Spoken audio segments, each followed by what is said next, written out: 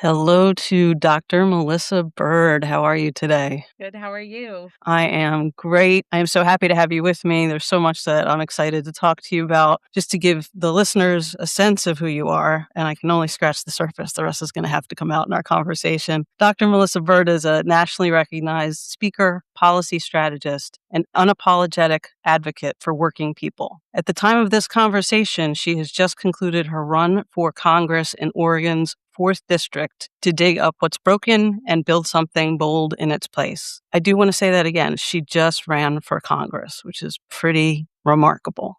Full stop. Pause.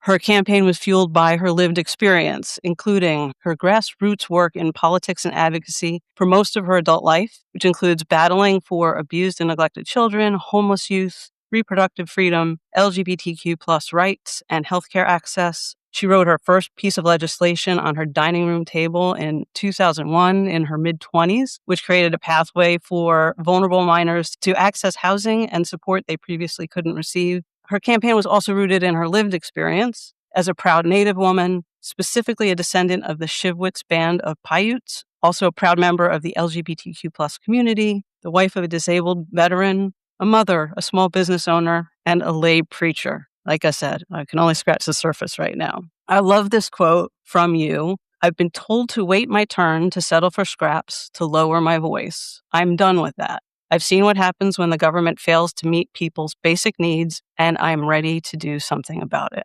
That's the end of the quote. Dr. Melissa Bird is a fighter. She has a master's degree and PhD in social work, lives in Oregon with her husband, 3 kids, 2 dogs, and 1 3-legged cat. And back to this political race that you were just a part of, it's one thing to be involved with advocacy and politics. It's another thing to run for Congress. The time, the energy, the blood, sweat, and tears, the heart and soul, the putting yourself out there, being vulnerable. I watched your campaign, and it was just inspiring to see how you went about it. This was a grassroots, door knocking, being real campaign. And I was just amazed because I thought, wow, this is how it should be and how I almost never experience it with politics. So I'm truly inspired. It was rooted with a lot of integrity, heart, compassion, conviction, and I congratulate you on all of that. I'm so happy that you're here today. Thank you, Sean. So nice to be here. That campaign it's not really over because we started a movement here in Oregon. I truly believe that what we did started something. We raised the bar here in Oregon for how people should be running for Congress. And listening to you talk made me so emotional. I want to tell people that while you didn't win the election, you just did this really remarkable, admirable thing. And tell me about the emotion that you're experiencing. When I listen to people introduce me, I'm always just blown away by who I am. Yeah. Because I fought to get here. My ability to lead comes from not just my own lived experience, but from my heart. I think it's so incredible that throughout my life, I've tried to shut myself off and shut myself down. And there was a time where I was not connected to my heart and my soul as a protective mechanism. Yeah. And so listening to you talk and just thinking about the election was 2 days ago as we're recording this, and it's still very raw. I just think it's so remarkable that this kid from Utah ran for Congress and did so bananas remarkably well. I mean, I got more votes than anyone ever has against the incumbent. In some places, I got 30% of the vote. And Wow. that's huge. Those are huge numbers. And listening to our volunteers and listening to people send me messages afterwards, right? I just keep thinking it took us 500 years to get here.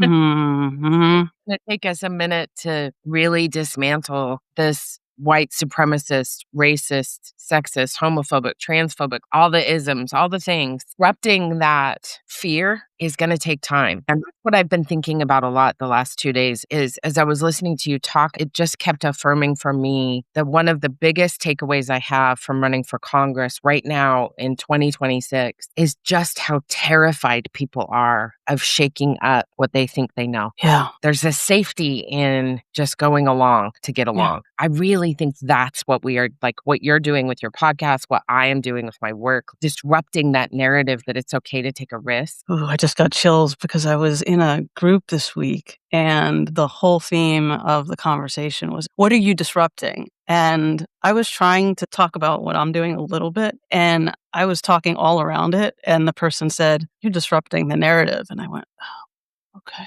interesting.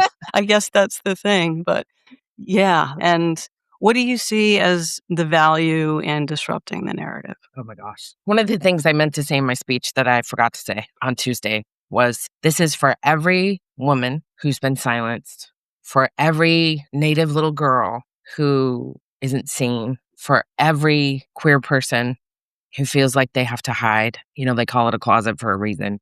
For every person who had this message on their heart that didn't know how they could find the courage to speak it. That's what this is about. That's what my life is about right now. Yeah. And I find that remarkable. I really have been reflecting on 6-year-old me and 17-year-old me and looking at 51-year-old me right now. That is really the work that I am doing in the world, is just giving people permission to speak. There's that meme that goes around, speak the truth even if your voice shakes. That is the moment we are in. And it takes so much courage and bravery to just be authentic in a world that is trying to silence us and push us down, literally through law, through the actions of our president. We are being forced to silence after decades of rising. That is what I am disrupting, is this idea that we have to be silenced. And I think what we are being called to is being called upon our courage to say the quiet parts out loud. And to create spaces where people feel safe to do that and doing it by example as well. Or sometimes not waiting to be safe. There is a risk in speaking or disrupting, right? I think some of us have to put it all on the line. And that's what I did. Yeah. And that took a lot of bravery because I knew what I was walking into. But it did take a lot of bravery. And as we're going to learn from your story, there was so much that you had to battle through. This isn't just, 6-year-old me would be so. There's so much you had to battle through to get to this. So we'll share that story with the listeners as well. And if you're taking the risks, then you are making it feel more safe for others to live their version of that, right? They might not be the one on the front line, but you might be just easing them into a space where they can be a little more comfortable with their story and with speaking it. It's beautiful. Just to switch gears for a minute, personal interests, anything that lights you up, maybe people don't typically know about you? I am an avid reader. So I've had a book in my hand since I was 3 years old. I still carry a book in my purse everywhere I go. I also make needle felted dolls. Really? Yeah, because stabbing things over and over to make something pretty is often. I also love cross stitch and needlepoint. You can take the girl out of Utah, but you can't take the Utah out of the girl. Stabbing things over and over to make something beautiful. That might have to be the title of this episode. That's hysterical. I love that. What size are these dolls that you make? How big are They're they? usually like about this big. Some of Yeah. them are a little taller, but Okay. they range. So if you're listening, we're going like 6 to 12 inches, something like that. Maybe Yeah. All right, 6. We'll stay with 6. Cool. Love that. What are your pronouns? she, her. Cool. And what is your intersectionality? What do you want the audience to know about who you are and you're navigating your career as an outsider story? Well, I put the B back in LGBT. I came out in 1999. Uh-huh. I am Native. I'm a woman and I'm a feminist. And now I guess we can call me a politician. I think it's official, yeah. And I am a strong advocate. I'm a rebel girl. Yeah, you're an advocate and ally. We'll check that box for you as well. And I am a Christian. I'm a preacher in the Episcopal Church, and I'm also a pagan. There are so many interesting places where your story intersects. As we've talked coming into this conversation, there's a central theme that seems to have emerged, which is you've lived a life of living in these in-between liminal spaces where you weren't allowed to openly discuss the things that were so central to you in your life. And needless to say, there were impacts to that. We'll start with your Native Indigenous heritage. I was amazed to learn that you weren't aware of your Native ancestry until your early 30s. That's how much this was not talked about, right? So in the meantime, it's clearly at the core of who you are. It explains a lot about why you felt you often didn't fit in I think both spiritually and even in appearance, without understanding why. And it also plays a very central role in your family's history. So what do you want the listener to understand about kind of the push-pull of your Native identity and how it shaped you? So my dad committed suicide when I was 6 years old. In 1980, okay? And so I think the most important thing for listeners to understand is we were not having that conversation. We were not talking about mental health. We were not talking about prevention. We were not talking about any of those things. And when he died, it broke my mother's heart. They were high school sweethearts. And she and I have talked about that a lot. Her heart was broken and we were rejected. We're from Utah. Because of the suicide? Because of the suicide, our particular ward rejected my mother. Because of that, I could not talk about my dad or his death or anything around that, which means I also couldn't ask questions about my identity. I knew like in elementary school, junior high-ish, my friends and I would talk about how dark my skin would get in the summer, but I was a towhead, so I had white blonde hair. And my hair didn't get dark until I was older. We would sit around and guess what I was. Do you think you're Navajo? What are you? And we didn't know because this is the 80s, y'all. Right. And that is colonization. So we have this academic term for colonization that we talk about. But my story is, I have discovered, is not actually that rare. My mother had told me when I turned 17 and I was getting ready to go to college, my mom did say, oh, you're Native. You might be able to get a scholarship to go to college. You should call your grandmother. And I hadn't talked to my grandmother, my father's mother, in a really long time. And so then in 2006, I was Googling my dad's obituary to see if I could find it. I didn't realize I actually had a copy of it in my house, but whatever. And I found my uncle, his brother. So I just called him. And that's when I found out who we are and where we come from and all those things. And that was 2006. So that was 20 years ago. So I was 31. Wow. That is colonization. Colonization is the stripping away, the separation. I have since discovered through getting to know my family and my cousins that my great grandmother, we have her letters from the BIA certifying who she is, but that she never enrolled. And there's a lot of story behind that that would take us longer than we have on this podcast. There's a lot of story behind that is also about these rules of the way we perceive nativeness. There's these rules around blood quantum and living on the reservation and doing ceremony and all these things.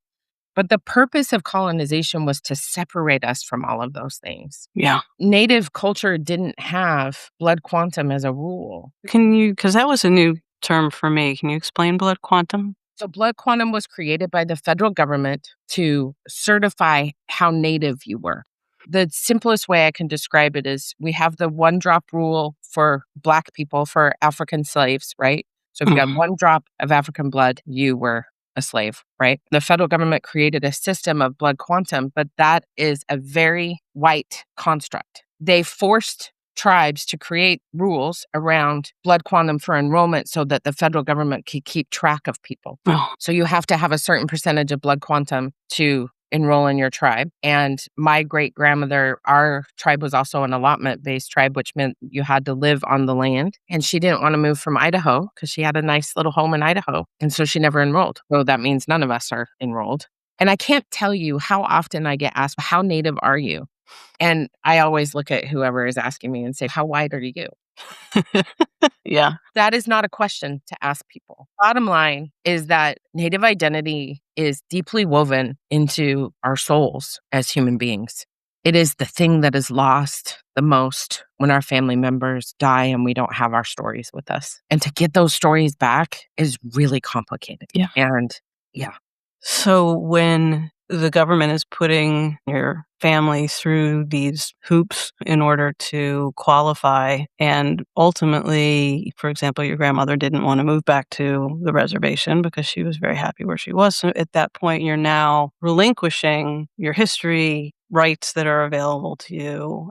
So you find out, your mom casually says, you know, you're Native, right? And you're in your early 30s and you research and you start to understand it. What was the impact on you to finally realize the full reality of your heritage? Well, I started to realize that it was probably part of what led to my dad's death, was his complete and total inability to be himself. There's a lot of family story in that. There's a lot of violence in his family that creeped into us as children. But I really, truly, as I have spent the last 20 years exploring this and connecting with it and being more and more in our Native community here in Corvallis, just really realizing that when we are cut off from that part of our souls, it feels like death. And I think that's why the Indian Child Welfare Act is so important, because the Indian Child Welfare Act was created to keep kids with their family members and with their tribes instead of shuttling them off to white families for $25, which is what we used to do before ICWA came about. And it's so hard to explain that separation of the soul. And I truly believe that's what led to my father's death.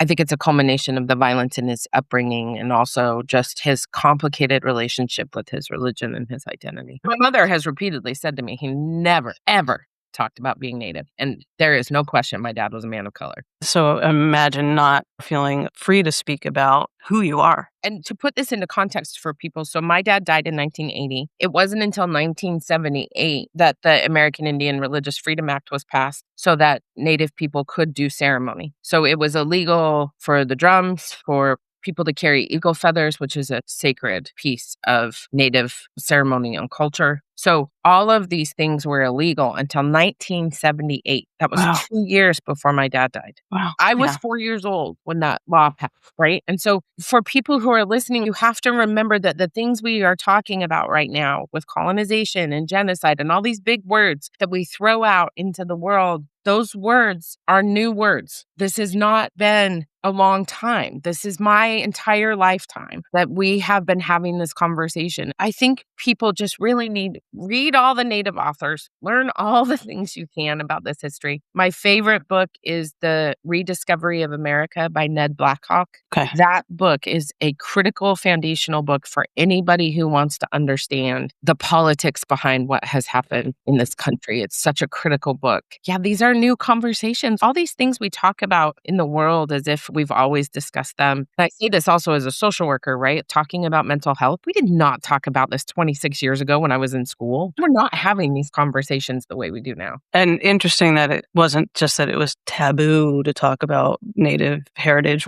It was actually illegal. Crazy. All right. So now we have two things that are core to you that you're not comfortable or able to talk about: your Native identity, your dad's suicide as well. And then you at some point realize, you came out in 1999, that you are bisexual. So you layered that onto the cake as well. When you knew in high school, come on now. All right, well. I knew in high school. You knew.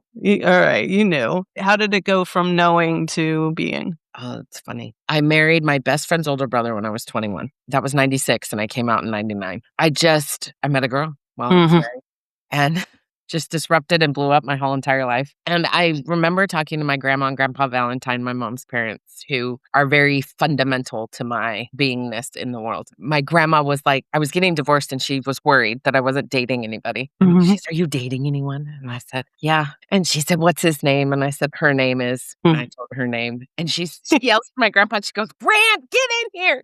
And so my grandpa comes in and he's, "What's wrong?" And she goes, "Missy's a lesbian." To him, and I'm dying. I'm like, oh my God, what's going to happen? And my grandpa goes, "Now, Mary, we've talked about this before. You know that continuum where you have heterosexual over here and homosexual over here. Then you have the bisexual in the middle. My guess is that Missy is somewhere between homosexual and bisexual." Oh God, you didn't tell me the story. My grandpa, and I was like, "You might be right about that." And he's like, "There's just this continuum, Mary." Oh, that's so beautiful. And then my grandma started asking me questions like, "Does she like, and do we get to meet her?" And I'm like, "No, you don't. This is not that serious. I'm just glad you're not alone." And oh man, and I thought it was going to be a very difficult conversation, but here's my grandpa who got his degree in social work 50 years before I did, who's like, "Now, Mary, there's a continuum and nothing is rigid." And I fondly remember that conversation because coming out, especially in Utah, that's a hard conversation to have when you have done the big country club wedding and done all the things and done the things that were expected of you. Grandpa gets that it's a continuum, and then no one skips a beat, and they're just happy that you're not alone. That's one of my favorite stories ever. That's awesome. It's a really good, thank God, it's a good story. Because I know that there are a lot of stories that aren't good stories, but mine was a good one. And also that identity, me saying I put the B back in LGBT, I think we also as a community try and box ourselves into these categories of the letters in the alphabet, right? This is not hard and rigid. And our sexuality and who we are as human beings is not hard and rigid. I think it's really important for people to remember that the boxing in and the identity that we deal with in the LGBTQ plus community, it's not a hard and fast rule. And the either or, us versus them, the jokes, buy now, gay later, and again, it's that liminal space, especially when you are bisexual, because yes, you are ostracized in the LGBTQ plus community, you're ostracized in the heterosexual community. There is no place for you. And that used to cause me a great deal of pain.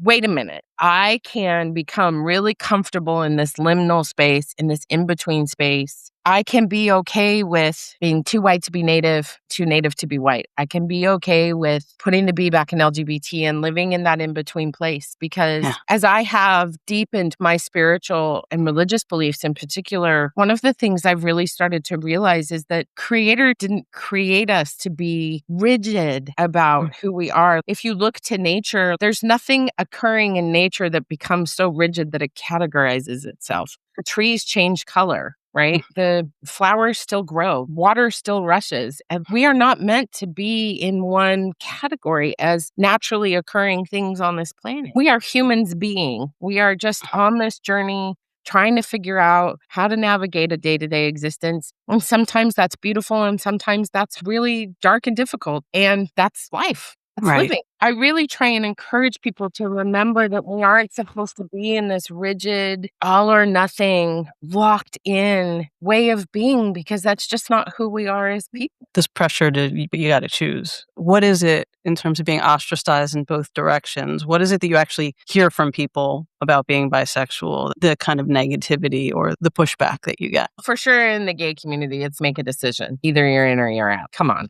people, get it together. No, I'm out. Everybody knows who I am. I am not secret about who I am. And on the other hand, I was going to see Brandy Carlisle with one of my friends. I love my husband says to me, "Are you going to come back gay?" And I just looked at him and I was like, "Sweetheart, I'm still me, still am." And I don't understand. How's that? We've been together for 16 years, buddy. I think we still know that I'm put the B back in LGBT. And he's like, I'm like, I love you. I love you. Don't worry. I will come back to you. I promise. Even if Brandy Carlisle says hello to me, which is never going to happen. Even if she tries to re-gayify me directly. Still, I would love to have tea with you or something. Yeah. So even my most beloved, it's still confusing for people, which I find to be I cannot believe we're having this conversation in 2026. I thought this would be so resolved by now. I don't know why. There's something that comes up for me, which is the brain on some level being designed to organize things in a certain way, right? So we have to fight against that brain thing that just wants to be like, but I need to put you somewhere. I can't just leave you floating around out here all willy-nilly, right? It's just so dangerous to not fit into that box, right? Yeah. Like I often say that I'm very dangerous to people, like unapologetically, rebelliously dangerous. Yeah. No one can put Dr. Melissa Byrne in a box. That's for sure. Hard to cry. So I'm going to summarize and then you correct anything that I say wrong, but I'm going to summarize a bit. You came out in 1999. You spent about 12 years in relationships with women. During that time, you were getting involved in politics, but there was still a lot of unresolved trauma in your life. So you were moving forward in your career, but also I heard you use the term with me, flailing a bit in some ways in parts of your life. After your second big relationship with a woman ended, you met your husband and you had a moment with him early on, which I'd love you to share. When my ex-wife and I were in the process of getting divorced and I was flailing, I was not okay. my heart was broken in a million pieces. But I also realized the greatest gift she ever gave me was leaving me, because it forced me to crack myself open and actually go and do the therapy and do the work and really figure out how to heal my trauma from my childhood. And I met my husband in a bar.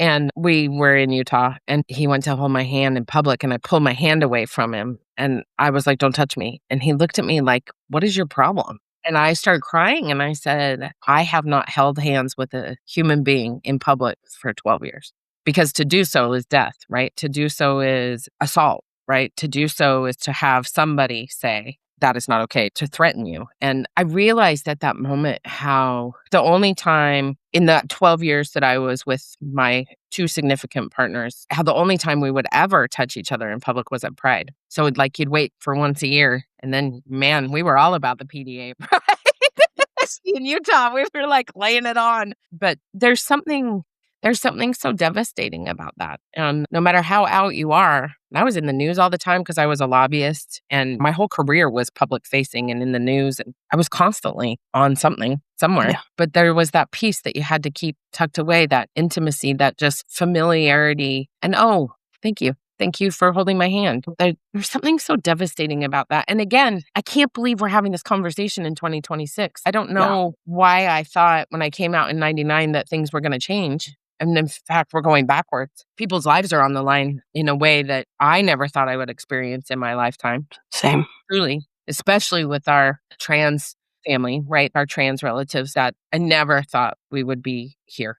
Outrageous. Yeah. It's horrifying. It's And horrifying. it's devastating. And again, I think it goes back to this lack of ability to see our shared humanity. I think the fact that we have gotten so far into this need to categorize that we have forgotten that we are people who breathe and whose blood flows and who need to eat and who need to sleep and who need to have a safe place to be at night, to lay our head down. We are just people. My whole hope for humanity and my work in the world is really to remind people of our shared human beingness. We are meant to be here together in this world. And sure, we're going to have differing viewpoints, and sure, we're going to have differing religious beliefs. We all see the world differently, which is what makes it so complicated to be on a planet with billions of people who all see things a little bit differently. That doesn't mean we can't come together in our shared humanity and start being kind and loving towards each other. Hard in a world that wants us to be either or binary thinkers. And in a world that's very polarized right now, very heated, that's really the core purpose of this podcast, is to hopefully reconnect people to the humanity in other people and get out of that space of just spouting words and finger pointing and putting people in boxes and then diminishing to a large degree. I'm going to say it at the end of the podcast, but I sign off every episode with stories of our humanity waiting to be shared. So you're speaking my love language. And I will add that, and it does make me sad to say this, very sad, to this moment, this day, my wife and I do not hold hands in public. And it sits in my soul somewhere. If, like you said, at Pride, or if we go to Provincetown, then we're like, oh my God, we can actually do this. And it's just the biggest gift to be able to do it. And even then it feels a little dangerous, but it's a sad statement. And I don't honestly feel comfortable doing it any differently in this moment. I really don't. No, certainly not in this moment. No.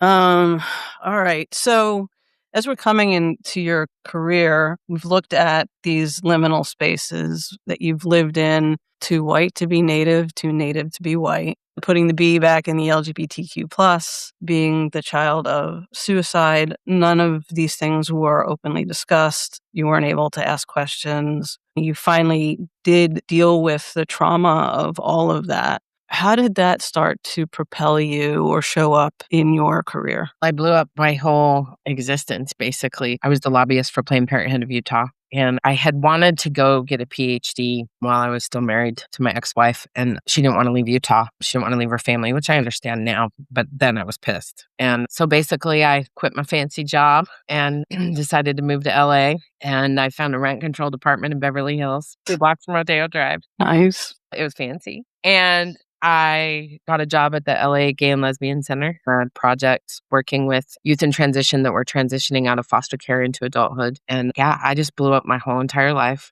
So there was something about the healing my trauma and healing this broken heart of mine and just leaving it all behind. That was completely transformative. You know that song, Nobody Walks in LA?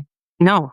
All I did was walk in LA. It's an old song from the 80s. I walked everywhere and saw just the most amazing things in LA. And then I applied to go get my PhD at USC, and I got in, much to my shock and awe. I think they also had some shock and awe that I got in. A lot of shock and awe.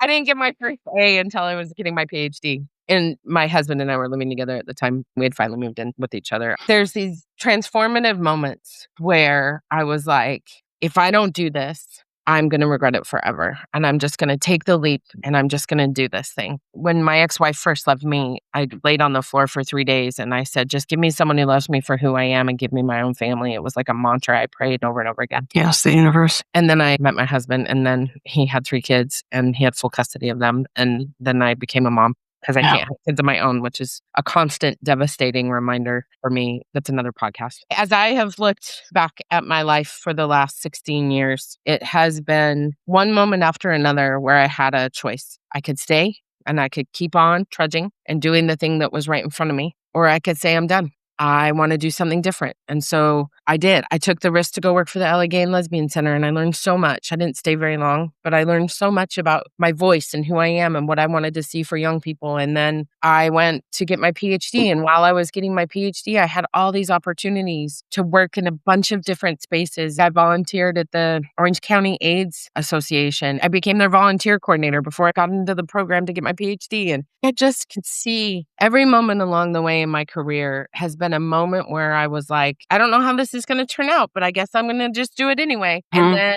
I started teaching.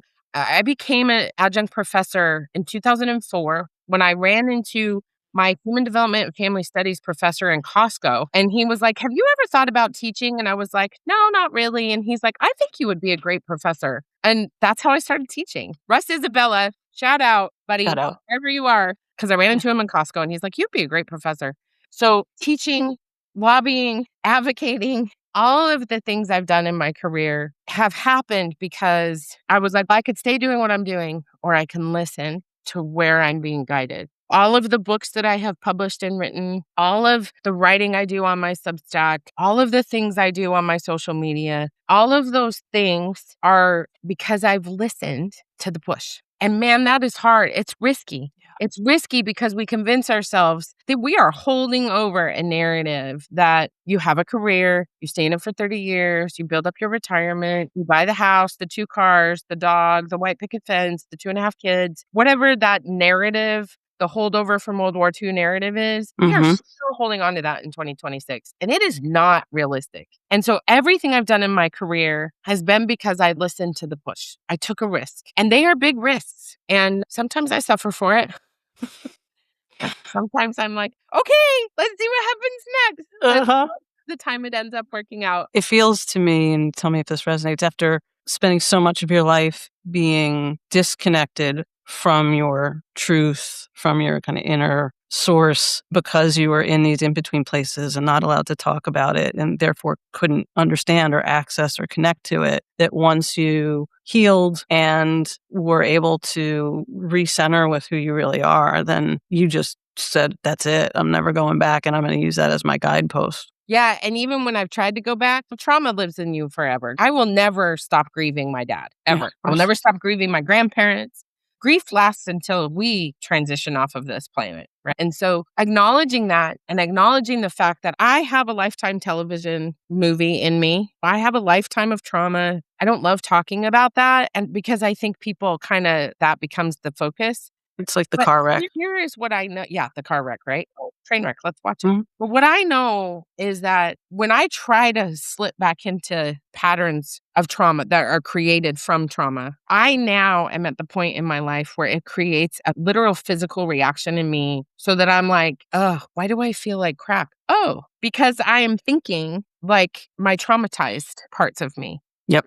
And I can now go, oh, you don't actually have to react with anger and vitriol, because I do. I'm a person, right? This never goes away. But we can go, okay, I don't really love how I feel when I feel violent. A lot of us have a lot of rage, rightfully from a lifetime of pain and suffering. And that rage just simmers, and giving voice to the rage while we're also holding ourselves with compassion and love is, I think, how we move forward in life. The trauma sits there all the time, but it doesn't have to drive my life. You can get better at recognizing it and then saying, oh, I have a choice here. And if I don't like the way this feels. Not only do I have a choice, but I am having so much more fun being joyful and teary. And God, I've cried so much the last 3 weeks, just out of joy, out of pure elation for all of the beautiful gifts that I've been given in the last year. Just so much joy just weeps out of me. And my God, 6-year-old me, 17-year-old me, hell, even 25-year-old me is like, what is this life we are living right now? Yeah. Like, how did this happen? And it all goes to letting my trauma be what it is, letting my childhood, letting my adulthood, letting all the bad choices that I've made, the horrible decisions that I've made in my life, just letting them be there and not putting any,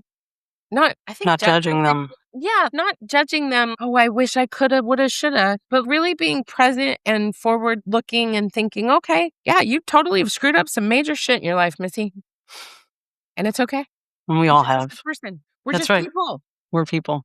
Yeah. I have a segment called the Thrive Takeaway. And if listeners remember only one thing from our conversation today, one thought, one piece of advice, what would you want them to carry with them so that they can thrive in their own careers? It's never going to look the way you thought it would. Never. You can envision the most beautiful vision, and that's the adventure. The choose your own adventure is to follow your heart and remember that your life, your career, whatever this world is never going to look the way you imagined it in your brain. And that's the beauty of life. How do people not get thrown by that? One day at a time.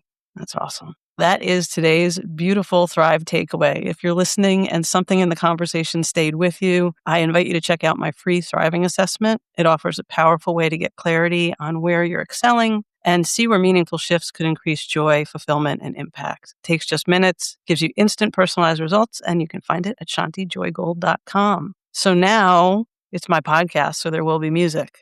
I believe that music, like storytelling, really gets to us at a deeper core DNA level. So I will ask you what I ask everyone. If there were one song you could put in a time capsule and preserve at all costs for future generations, what would it be and why? 32 Flavors by Ani DeFranco. Oh my God. I love you even more. That is one of my all-time favorite songs. And I didn't know you were going to say it. Oh, yay. I get to add it to the playlist. Tell me about that song for you. Oh man, that song got me through. That song still to this day gets me through just the worst days. Tell me. I love it. I love that song. It makes me laugh. It makes me cry. It makes me scream out my car window every time it comes on. And I still listen to that album, Not a Pretty Girl, all the time. So one day you are going to be starving and eat all of the words you just said. That's one of my favorite lines in the song. And at the end of the album version, there's also this really cool drumming that they do that really hits me. I love that song. So thank you. You're welcome. All right. We know what you're doing in the world. Given where you are in this moment, where can people go to find out more? The Congressional website will still be up. So if people want to learn more about my Congressional run, all of that is still going to be up because we're not done yet. MelissaBirdForCongress.com or Melissa Bird for Congress on socials. And then if you want to learn more about my work, I have a new book called Leading from the Heart that just came out 2 weeks ago. So congrats. If you want to learn more about me and the work that I do in the world, DrMelissaBird.com, and you can follow me at BirdGirl1001 on all the socials. Beautiful. And I'll make sure I get all those links from you so we can put them in the show notes. I just can't thank you enough for being here today and for the opportunity to watch you and the campaign that you just ran and the humanity that you brought to it. It was so heartwarming to see you be you, to see you be with people, to see you laugh and cry with joy and just show up. And it felt always like a conversation with a friend in a living room and the commitment that you bring. We've been talking about the ways that your voice was silenced. And I just always get the sense that you're trying to make sure that you fight for other people whose voices may be silenced and that they need that extra support. And you're putting yourself out in front, both as an example and willing to take some of the hits as we talked at the beginning of the episode. Yeah. It's beautiful to witness. It's a privilege to spend this time with you and get to know you. And I want to congratulate you on the election. I see you as very triumphant. Thank you. I do too. Thank you so much for everything. I'm happy to have this moment with you, and I appreciate you immensely. Thank you so much. All right, everyone. That brings this episode of Stories We Haven't Shared to a close. I believe stories are our humanity waiting to be shared, and listening makes it possible. Thank you so much for being here today by our virtual campfire. And thank you so much again to Dr. Melissa Bird. Appreciate you. Until next time, take care.